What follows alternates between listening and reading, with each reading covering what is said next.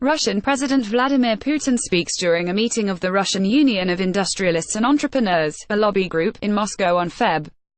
9. Last week, main media reported that dozens of Russians died fighting US-backed Syrian forces.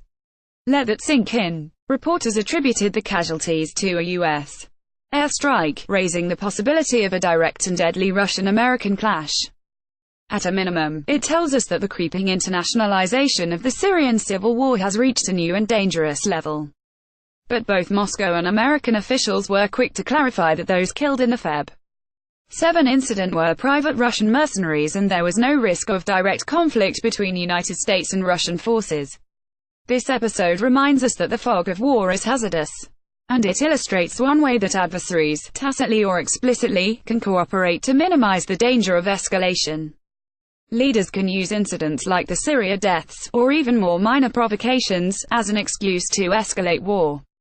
But studies of crisis prevention, escalation management and my own research on secrecy suggest that adversaries have several ways of walking themselves back from the precipice.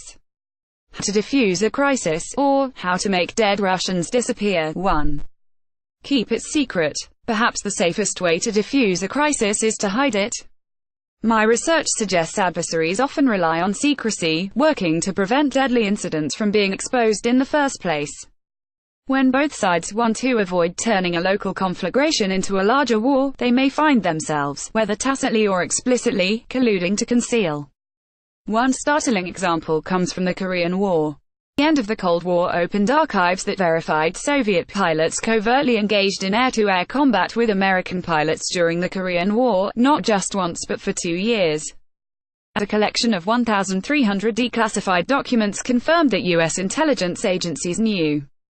One intelligence estimate stated that a de facto air war exists over North Korea between the UN and the USSR, but because both sides wanted to limit the war, Moscow and Washington stayed silent.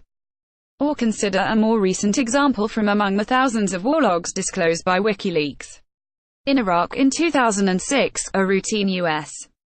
border patrol resulted in a deadly exchange of gunfire with Iranian military personnel.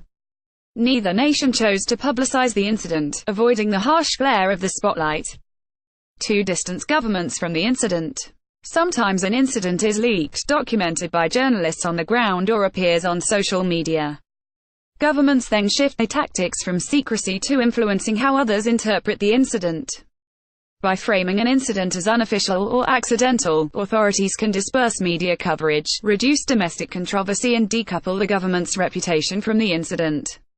Even if headlines can't be avoided, leaders gain breathing room and can better contain the damage. You can see one such technique in Russia's statement that private military contractors were killed in Syria. The government is distancing itself from the dead.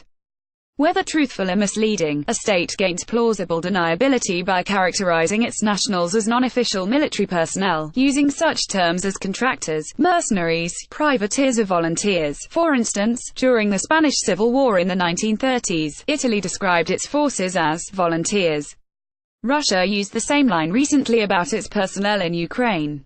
Several other countries currently have such volunteers in Syria. A similar tactic is to claim that an incident was an honest mistake, whether that's accurate. During the Vietnam War, for example, U.S. leaders covertly attacked sites in neighboring Laos to disrupt the Viet Cong's efforts to smuggle weapons and people along the Ho Chi Minh Trail. Declassified records now publicly available show that U.S. leaders planned to cite apparent navigational error if personnel were killed in a way that would lead to publicity. 3. Admit and apologize. A third option is to express diplomatic regret and try to move diplomacy forward. We can see that illustrated in a 2001 incident near Hainan Island. A U.S. reconnaissance plane and a Chinese fighter plane collided. The crash killed the Chinese pilot and stranded an American aircrew inside mainland China. Both the United States and China publicly acknowledged the incident, including the fact that official personnel were involved. Washington then chose to meet China's request for an official apology. The American aircrew was released, and the incident disappeared from the headlines, replaced by the Sept. 11 terrorist attacks only months later. Apologizing can be a very risky way, perhaps the riskiest, to defuse a crisis. The meaning of the apology itself can be controversial. For instance, in the Hainan Island incident, U.S.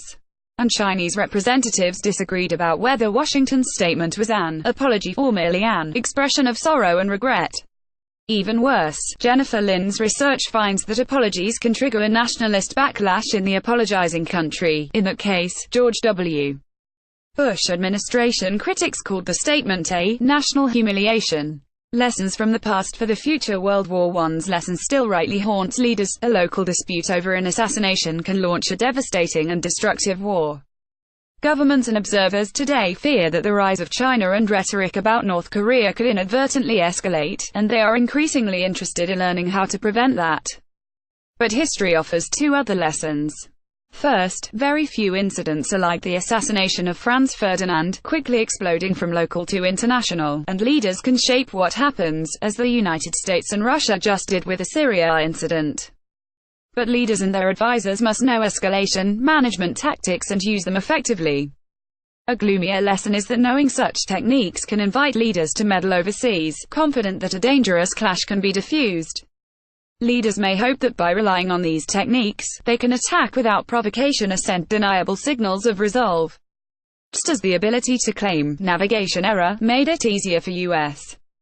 leaders to rationalize covert operations into Laos during the Vietnam War, Putin likely found it easier to send private contractor units into Syria easier because they could be disavowed if killed.